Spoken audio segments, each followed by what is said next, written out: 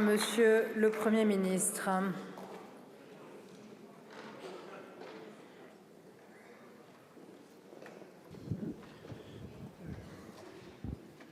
Bien, merci beaucoup, Madame la Présidente. Et merci de me donner la parole au terme de ce long débat où j'ai eu le souci d'écouter tout le monde et de prendre beaucoup de notes sur les interventions, les souhaits, les critiques des uns et des autres. Je prends la parole à cet instant, il est 19h16, à un moment où la situation s'aggrave au Proche et au Moyen-Orient, avec une escalade et une attaque et un conflit direct qui semble être engagé entre l'Iran et Israël. Et donc une situation extrêmement sérieuse. Vous me permettrez donc à cet instant, sans vouloir être précis sur chacune de vos interventions, de dire néanmoins l'attention que j'ai portée à tout ce que vous avez dit et peut-être de faire télégraphiquement quelques remarques. Madame la Présidente Marine Le Pen, j'ai noté votre vigilance. Vous avez d'ailleurs, avec d'autres orateurs, d'autres groupes, dit que vous ne vous contenteriez pas de paroles, vous voulez des actes. Ça me va bien. Moi aussi, je vais être jugé. Non, Madame Le Pen n'est pas la seule à avoir dit ça.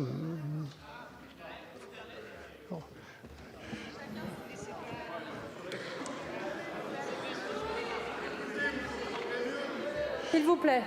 Je dis simplement que moi aussi je veux avancer pas à pas, c'est mon tempérament de montagnard, en attention où je mets les pieds d'ailleurs, et être jugé sur mes actes. Je voudrais que le gouvernement soit jugé sur ses actes et je trouve ça normal que vous soyez dans cet état d'esprit.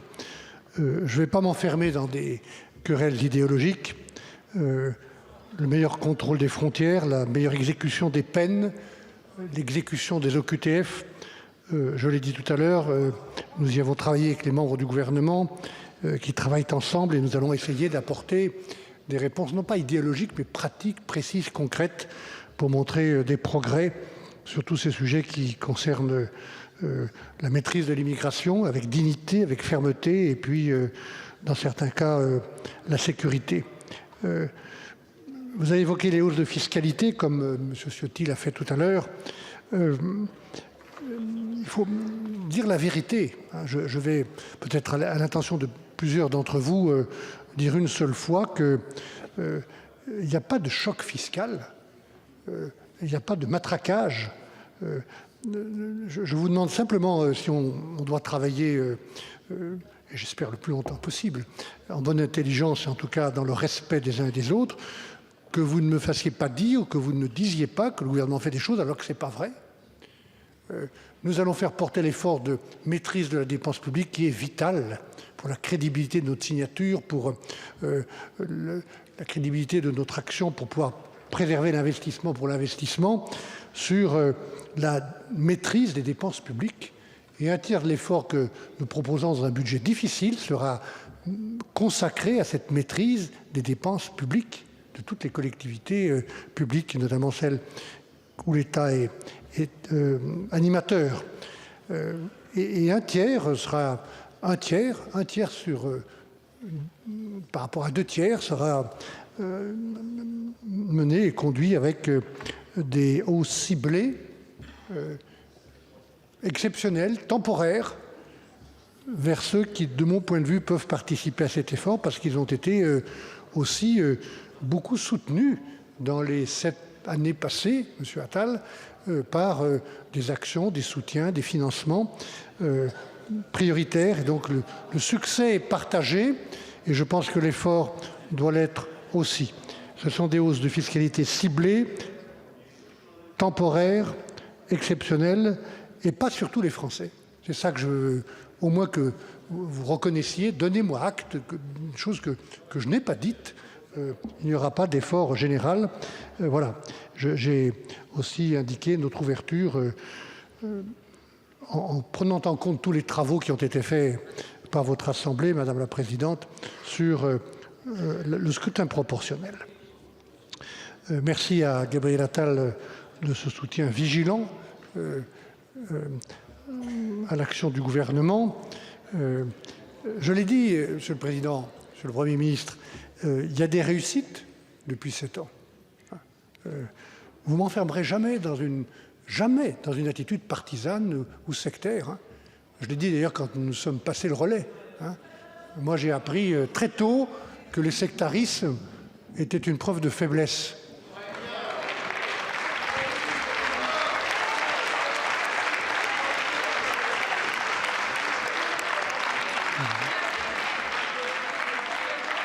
Quand on est sectaire, c'est qu'on n'est pas sûr de ses idées. Voilà ce que je pense. Et donc, je ne serai pas sectaire. Et je veux bien dire que dans des domaines que vous avez d'ailleurs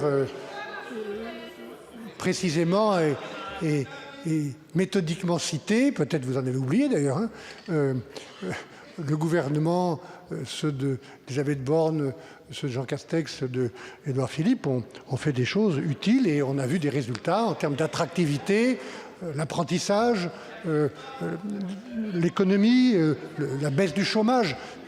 Je ne vais pas dire autre chose puisque c'est vrai. Bon. Après, si les résultats des électeurs et le choix n'a pas été au rendez-vous, c'est qu'il y a des raisons. Donc il faut les comprendre et reconnaître qu'il faut des changements, il faut des ruptures et il faut probablement aussi de la persévérance dans les domaines où ça a bien marché. Voilà. Moi, je suis dans cet état d'esprit-là, voilà, et pas dans un autre. Voilà. Le débat va reprendre et va commencer sur le projet de loi de finances avec l'indication que je vous demande de bien comprendre et de ne pas modifier, en tout cas de ne pas travestir. Ce sera 2/3 de l'effort sur la maîtrise de la dépense publique et ce sera difficile. Et M. Attal, je serai très attentif à vos propositions d'économies supplémentaires. Hein, très attentif. Pour faire face à un déficit que j'ai trouvé en arrivant. Voilà. Non, mais c'est pas la peine de... il faut que vous vous habituiez les uns les autres à ce que je dise ce que je pense. Hein. Donc je vous le dirai aussi à vous. Voilà. Monsieur Attal, vous avez raison. Monsieur le Premier ministre, vous avez raison de dire votre attachement aux libertés fondamentales. J'ai le même attachement que vous. Et nous ne ferons aucune complaisance et il n'y aura aucune complaisance à l'égard de la protection de ces libertés. Voilà. Mais je suis aussi enfin d'accord avec une phrase que vous avez prononcée. La confiance ne se décrète pas. Elle ne tombe pas du ciel. Je ne vous la demande pas de manière automatique. Nous voulons la mériter avec l'équipe des ministres qui sont à mes côtés. Voilà. Madame la Présidente Mathilde Panot, elle est là. Où est-ce que vous avez trouvé que je cherchais à vous faire peur? Ah bon, je suis rassuré. Voilà. J'ai quand même du mal, Madame la Présidente. Ça fait peut-être trop longtemps que je ne suis pas revenu dans cette Assemblée, depuis l'époque où, après, j'étais 15 ans député. Hein. Mais j'ai du mal à comprendre votre ton et votre agressivité.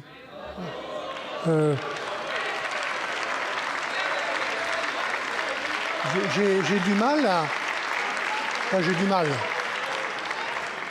J'arrive pas à comprendre la manière systématique dont vous attaquez personnellement le chef de l'État. Voilà. Et moi, je vais vous dire une chose, Madame la Présidente. Plus vous serez agressive, plus je serai respectueux.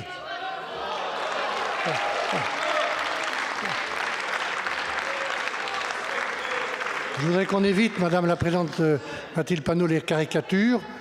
J'ai compris. Les professeurs retraités, vous avez soulevé ce point, ce n'est pas la solution. Ce n'est pas la solution, évidemment, c'est une des solutions qu'on peut étudier ensemble, intelligemment, pragmatiquement. Il n'y a pas non plus d'austérité, comme vous l'avez brandi, quand en 5 ans, il y a eu plus de 300 milliards de plus de dépenses publiques. Hein. On ne peut pas parler d'austérité. Voilà. La situation du Proche et du Moyen-Orient, Madame la Présidente, mérite mieux qu'une vision unilatérale. Et je pense qu'il faut vous réjouir, vous devriez vous réjouir que notre pays garde dans cette région, comme dans beaucoup de régions du monde, une voix singulière et écoutée. Voilà. Monsieur le Président Boris Vallaud, vous avez dit nous respectons un tel. Il faut aussi que vous respectiez le gouvernement. Hein. Quand vous dites nous légiférons et vous exécuterez, d'abord, il y a un Sénat, Monsieur le Président Vallaud, il y a un Sénat qui compte et qui apporte de manière constructive son opinion. Et puis, nous verrons bien comment ça se passe. En tout cas, moi, je vous respecte, comme je respecte tous les députés, et nous vous écouterons. Et nous vous écouterons comme nous respecterons vos électeurs. Voilà. Il y a une chose qui est importante à comprendre, je le dis comme presque une banalité. Silence. Et vous l'avez bien mesuré en écoutant les présidents de groupe qui sont exprimés, même s'ils l'ont fait de manière conditionnelle, vigilante. Tout ça me va très bien en disant la confiance n'est pas automatique. Vous voyez bien que le socle qui se construit sous vos yeux, cet après-midi, sous vos yeux, Monsieur le Président Vallaud, avec des groupes qui, si vous les additionnez objectivement, dans une assemblée où il n'y a pas de majorité, où le gouvernement sera minoritaire, le socle qui peut aujourd'hui, je le constate presque mathématiquement, si je puis dire, le socle qui va soutenir le gouvernement, accompagner son action, c'est le socle le plus important dans l'Assemblée nationale, qui est constitué des groupes qui ont... Non, je ne vous parle pas de l'extrême droite ni de l'extrême gauche, je vous parle de ce socle. Je vous dis ce socle est le plus important. Et vous pouvez répéter tous les jours, comme depuis 2 mois, que ce n'est pas le vrai.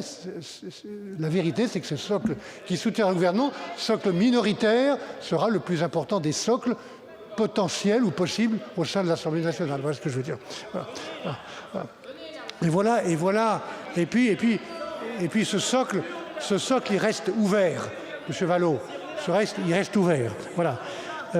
Et c'est de ce socle que le gouvernement tirera sa légitimité, même si je sais que ce gouvernement sera minoritaire.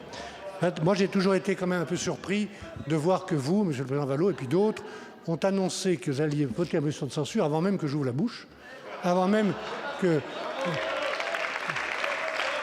je constitue le gouvernement et avant même que je vienne ici vous présenter la déclaration de politique générale. Voilà. J'aurais bien aimé que vous acceptiez le dialogue pour venir nous aider. Il n'y a pas de honte à chercher des solutions communes. Moi, je suis et je resterai partisan de la culture du compromis. Voilà. Je remercie beaucoup le président Wauquiez de l'esprit constructif qu'il a exprimé, d'une confiance qui est aussi claire et vigilante. Hein. Lui aussi a dit en quelque sorte on vous jugera à vos actes et encore une fois ça me va bien. Je veux, Monsieur le Président Wauquiez, valoriser le travail avec le gouvernement, rendre les hausses de salaire moins coûteuses. Je veux que les minima sociaux soient un tremplin vers l'emploi et nous allons travailler dans ce sens comme dans d'autres domaines qui font partie du pacte législatif que vous avez évoqué, que vous aviez construit avec le groupe sénatorial. En tout cas, je vous remercie de cet état d'esprit entre nous.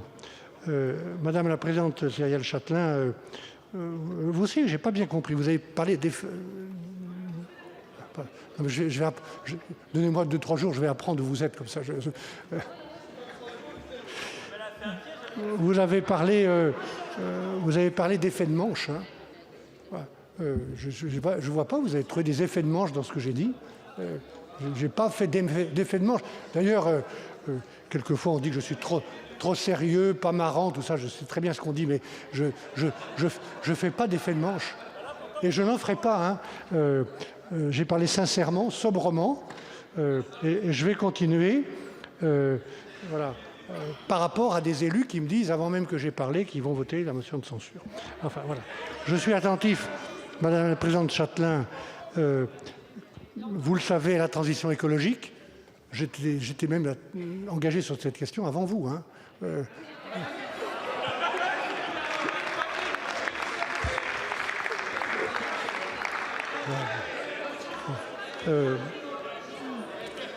Mais par exemple, quand vous venez m'expliquer, Madame la Présidente, les conséquences des inondations dans le Nord-Pas-de-Calais ou les catastrophes naturelles, d'abord, je veux dire un mot de remerciement au précédent gouvernement pour sa mobilisation, notamment dans le Nord-Pas-de-Calais. Et puis, j'ai la fierté d'avoir créé le Fonds Barnier, dont on parle beaucoup. Ça fait 30 ans. D'ailleurs, je continue à suivre. Je vais, avec la ministre compétente, augmenter ses moyens, parce que je pense qu'il faut prévenir. Je pense très franchement que la prévention coûte toujours moins cher que la réparation. Et je pense qu'une réparation organisée, anticipée, est plus efficace et coûte moins cher qu'une réparation improvisée. Donc on va continuer à travailler dans ce sens. Voilà. Et j'ai aussi dit que des mesures de justice fiscale seraient prises, Madame la Présidente Châtelain, et nous y tiendrons. Oui, Marc Fesneau, il y a eu des actions positives. Oui, je le répète. Et d'ailleurs, parmi ces actions positives, votre propre action à la tête du ministère de l'Agriculture. Hein. Et je suis bien placé pour me souvenir, et je l'ai dit d'ailleurs à Annie Genevard quand elle est arrivée à ce poste, que ce n'était pas un ministère facile, mais c'était un ministère extrêmement humain. On fait face à des crises en permanence, mais moi je garde le souvenir d'un vrai honneur, d'un vrai privilège d'avoir été le ministre des agriculteurs, des agricultrices et des pêcheurs. Voilà. Et je n'ai pas oublié ça. Voilà. Il y a aussi des sujets sur lesquels il y aura des changements et des ruptures. Il n'y aura pas trop de lois, Monsieur le Président Fesneau, plus de temps et surtout plus de suivi. J'attache beaucoup d'importance, je l'ai dit aux ministres quand ils sont arrivés le premier jour, plus d'importance à l'effet de suivi qu'aux effets d'annonce. Voilà. En tout cas, je vous remercie des propos d'apaisement et de compromis et de soutien à beaucoup de chantiers et à la méthode. Nous continuerons à travailler sans sectarisme et dans le concret. Oui, nous allons reprendre la loi d'orientation agricole et le débat sur la fin de vie, et je serai attentif aux propositions constructives dans les multiples domaines, et notamment ceux de la santé que vous avez évoqués. Au président Laurent Marcangeli, merci aussi pour ce soutien vigilant. J'ai la même intransigeance que vous, Monsieur le Président Marcangeli, pour les valeurs de la République. Merci pour votre franchise. Vous avez évoqué vous-même un point que j'ai cité dans mon intervention, celui de l'organisation avec le garde des Sceaux et le ministre de l'Intérieur aussi, de ce que nous devons faire contre les trafics, le crime. Pardon, Monsieur le Président. Contre le trafic organisé sur lequel il y aura aucune pitié. Il n'y a pas, je le répète, d'ambiguïté non plus sur la question fiscale que vous avez évoquée. Nous n'avons pas l'intention de faire une augmentation fiscale indifférenciée, comme vous l'avez dit, si j'ai bien noté vos propos. Hein. Non, ce n'est pas le cas. Ça sera précisément différencié, exceptionnel, ciblé, vis-à-vis de gens qui peuvent participer à cet effort et qui d'ailleurs y ont intérêt. Je ne reviens pas sur ce que j'ai dit. Nous partageons vos priorités sur la baisse de la dépense, c'est bien le sens de l'action du gouvernement, et la santé, où je vais m'inspirer avec la ministre de ce que vous avez dit sur les travaux de vos groupes. Voilà. Monsieur le Président Stéphane Lenormand, humilité, transparence, dialogue. Oui. Bon, il est parti. Bon, enfin, il est représenté. Voilà. Humilité, transparence, dialogue. Non, mais non, ne vous inquiétez pas. Je lui dirai quand même, ne vous inquiétez pas. Le président Lenormand a évoqué la simplification comme une grande cause. Oui, mais c'est une grande cause nationale qui devrait être permanente, hein, que celle de la simplification, de la différenciation, de l'expérimentation. Et on a plein d'idées sur ce sujet. La question, c'est avec les préfets de département en particulier, d'aller très vite, très loin. nous avons le même attachement, Monsieur le Président Normand, aux libertés fondamentales et aussi pour préserver, je l'ai dit aussi, les Français les plus modestes qui doivent être accompagnés. Voilà. Mon gouvernement, Monsieur le Président Normand, comprend un ministre de l'Outre-mer de plein exercice, placé directement près de moi, et c'est le sens ou la signification de l'attachement que nous portons à l'Outre-mer. Voilà. J'ai consacré une large part de cette déclaration de politique générale à l'Outre-mer, bien sûr à la Nouvelle-Calédonie, et ce sera un engagement important. Je pense aussi vous rejoindre en évoquant le fait de territorialiser, de décentraliser, de déconcentrer comme une des solutions aux problèmes que connaît la France depuis trop longtemps. Le président Sachaigne, dont j'avais noté la phrase sur les épines. Vous avez vu que je vous écoute, hein. Vous inquiétez pas, j'ai bien décidé de mettre mes sabots, hein, et de faire attention, où je mets les pieds. Ne vous inquiétez pas. Mais j'ai quand même eu le sentiment, et je ne sais pas si je me trompe, j'espère me tromper, que vous aviez écrit votre intervention avant de m'écouter. Peut-être que c'est une impression, mais si c'est le cas, je vous prie de m'excuser. Vous avez évoqué la paix au Proche-Orient. Je vous ai dit la situation très grave qui est en train de se dérouler. Et je répète devant l'Assemblée nationale que la sécurité d'Israël, pour nous, Français, n'est pas négociable. Je ne veux pas non plus vous laisser dire, M. Chassaigne, même si je vous écoute avec attention, que l'école serait devenue, depuis quelques années, l'école du tri social. Hein. Moi, c'est l'école de la République, et elle restera et j'y veillerai. Voilà.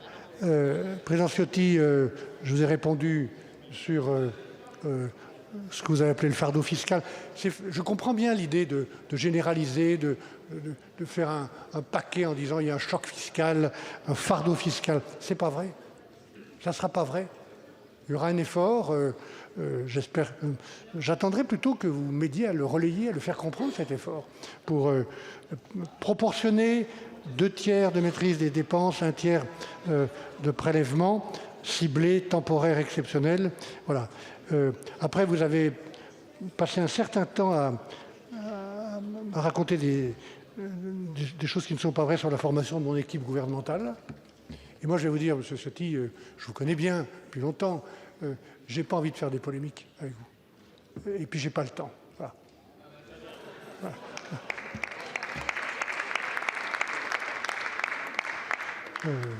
Voilà. Enfin, un mot à Aurélien Pradié, que je remercie pour sa franchise. Non, mais je vais y arriver, vous inquiétez pas. Je vais y arriver. Nous allons prendre soin de la démocratie, et c'est ce que un peu je voulais dire en disant prendre soin de la République. Je ne suis pas responsable, j'assume mes responsabilités, je ne suis pas responsable de la situation inédite, improbable dans laquelle se trouve la politique française et notamment l'Assemblée nationale. On m'a nommé Premier ministre, j'ai accepté. Je vais essayer de faire pour le mieux. En patois savoyard, Chassaigne, on dit on va tâcher moyen de faire pour le mieux. Eh bien, je vais tâcher moyen de faire pour le mieux. Voilà. Et vous avez évoqué mon parcours, M. Pradié, et mon engagement. J'ai commencé il y a très longtemps, quand j'étais en 3e au lycée Jean Moulin d'Albertville.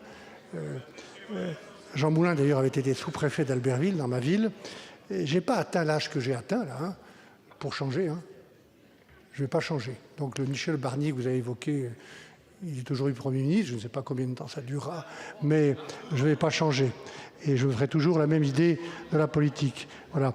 Je suis d'accord avec vous, M. Pradié, sur le fait qu'une voie possible, la seule voie possible, avez-vous dit, est celle que tous les bâtisseurs travaillent ensemble. Ça ne veut pas dire qu'on fusionne, qu'on abandonne ses convictions ou ses différences, mais qu'on soit capable, comme je l'ai. Vous savez, mesdames et messieurs les députés, moi j'ai eu cette chance ou ce privilège, certains diront le contraire, d'être commissaire européen pendant 10 ans et puis de gérer le Brexit pendant 5 ans. Au Parlement européen, il n'y a pas de majorité. n'y a pas de majorité. À la Commission européenne, quand on est commissaire, on a un cabinet où j'ai mis, de tout temps, j'ai mis des gens qui n'avaient pas mes idées. Et je m'en suis bien porté. Et au Parlement européen, j'ai bâti, notamment quand j'étais commissaire à la régulation financière, vous devriez vous souvenir de ça, mesdames et messieurs, j'ai tout de même bâti 41 lois avec le Parlement et les ministres, 41 lois de régulation pour remettre de l'ordre, de la transparence, de la morale, de l'éthique chez des banquiers qui en avaient perdu le goût, pour reconstruire la régulation financière après 30 ans. Je vais vous dire un truc qui devrait vous plaire, donc vous devrez m'écouter. 30 ans d'ultralibéralisme. Donc j'ai essayé de corriger ça pendant les 5 ans où j'étais commissaire. J'ai fait ça, mesdames et messieurs, avec tous les groupes politiques du Parlement européen, tous. Certains d'entre vous s'en souviennent. Donc je pense qu'on peut, sans se compromettre, trouver des voies communes et des positions communes. Voilà. Et je ferai, Monsieur Pradier, très attention aux Français les plus modestes dans les efforts que nous allons demander. Voilà, comme je vous l'avez compris, la cause du handicap est une cause à laquelle le gouvernement est très attaché. Voilà, je vous remercie beaucoup de votre attention et de vos contributions. Merci beaucoup. Merci beaucoup, Monsieur le Premier ministre. Le débat est clos. Prochaine séance demain à 14 h pour les séances de questions au gouvernement. La séance est levée.